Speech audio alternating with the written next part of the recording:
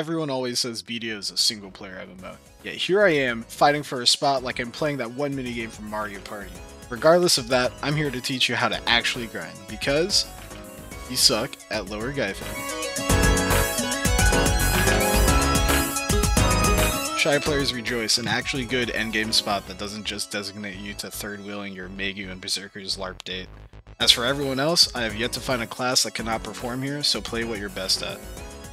Lower Gyfin with a recommended AP of 300 and DP of 380, the game is straight lying to you here. You can most definitely get yourself started here if you're 281 AP, 360 DP.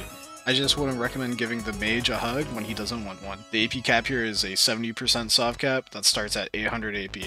What does this mean? Well, since this spot is in the Kama Sylvia region, we can actually use Kama damage to drastically increase our damage compared to just normal AP. Here's what my artifact and crystal sets look like, and I would even go as far as to say, if you hit 800 AP with Narcs, I would use them over Destos. Blasphemy. I know. Throw your complaints in the comments. As for buffs, I use my usual rotation of Simple Cron, Frenzy Draft, and Perfume of Courage. Though it is worth noting, if you're geared enough, running Exquisite Cron and Giant Draft can give you a good boost to clear speed.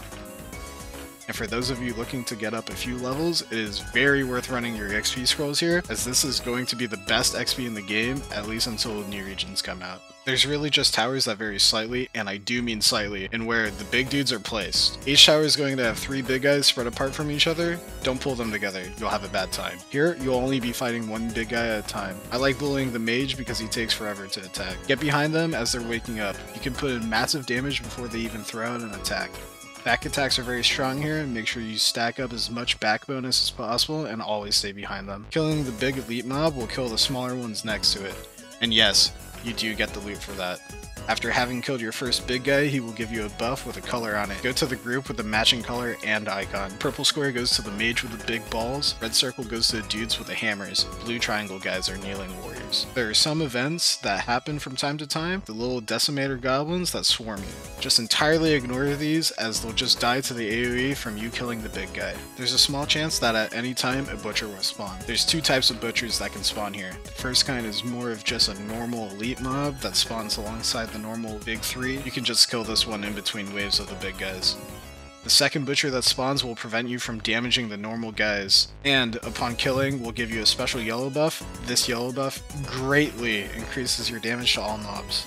After killing the butcher, all 3 of the big guys will come to attack you at the same time. Make sure to kill the mage first, as he will spawn an AoE the size of the room that will one-shot you. After wiping the room, you'll be able to go back to grinding as usual. But now, with the overpowered yellow buff, with whichever mob you want. This is one of my favorite grind spots in the game, the simple yet engaging mechanics, and some fun events just to mix it up a little bit. I pull somewhere between 16,000 and 17,000 trash depending on how many butchers spawn, averaging around 850 million silver per hour. If you haven't been, it's time to try it out, especially right now since everyone's too busy getting ready for the new region.